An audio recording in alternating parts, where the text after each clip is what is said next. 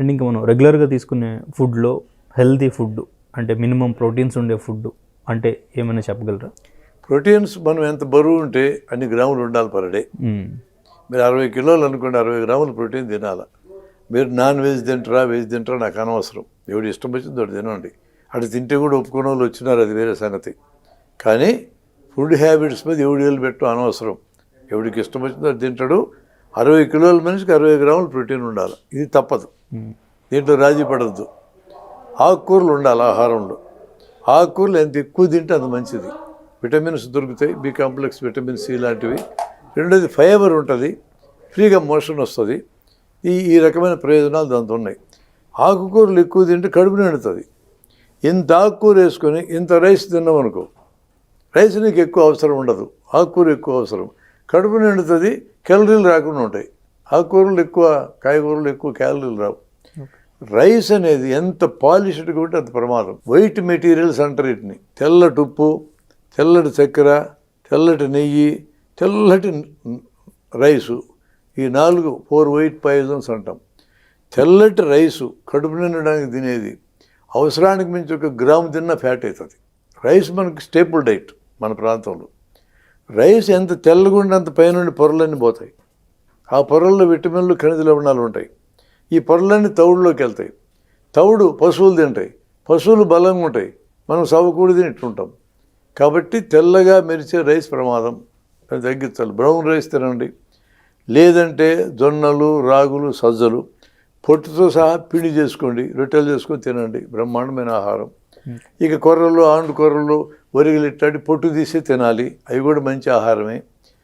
ఇటువంటి చిరుధాన్యాలు, ఈ చిన్న చిన్న ధాన్యాలు తింటే సరిపోద్ది. రైస్ బదులు ఏది తీసుకున్నా బెటరే. ఇక బెల్లము, చక్కెర లాంటివి పక్కన పెట్టండి. చక్కెర కూడా వైట్, చక్కెర జబ్బున్న వాళ్ళకి తింటే ప్రమాదం, కానీ మామూలు మనిషి తినొచ్చు. చక్కెర కంటే బెల్లం మేలు. బెల్లంలో ఖనిజ లవణాలు ఉన్నాయి, ఐరన్ ఉంది. చక్కెరలో పిండి పదార్థం తప్ప ఏమీ లేదు. అట్లే నూనెలు, నెయ్యిలు అవసరానికంటే మించి తినక్కర్లా. ప్రతిరోజు 30 గ్రాములు ఉండాలి. అది కూడా మనకి కొలెస్ట్రాల్ పెరిగేది కేవలం తినేదాంతో కాదు. తినేదాంతో పెరిగే కొలెస్ట్రాల్ 15%. మనం తినే ఆహారంలోంచి లివర్లో తయారయ్యే కొలెస్ట్రాల్ 85%.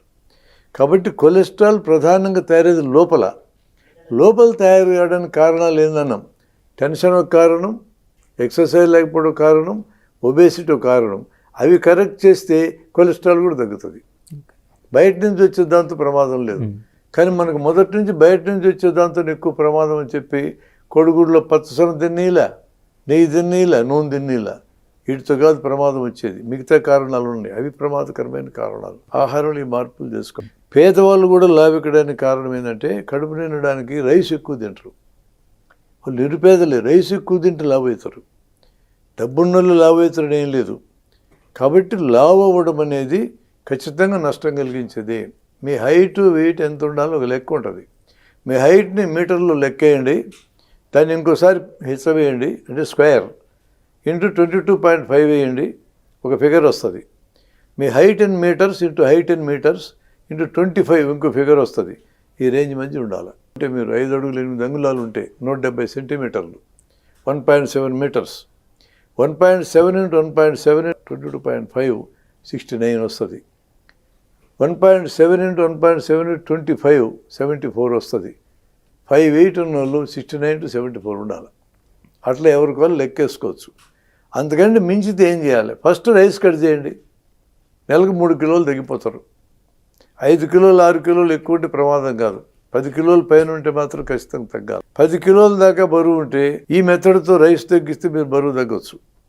10, 15, 20 అటు పోతే మాత్రం అంత ఈజీగా తగ్గడం. ఇది చెప్పి అన్ని రకాల మెథడ్స్ ఫెయిల్ అవుతాయి.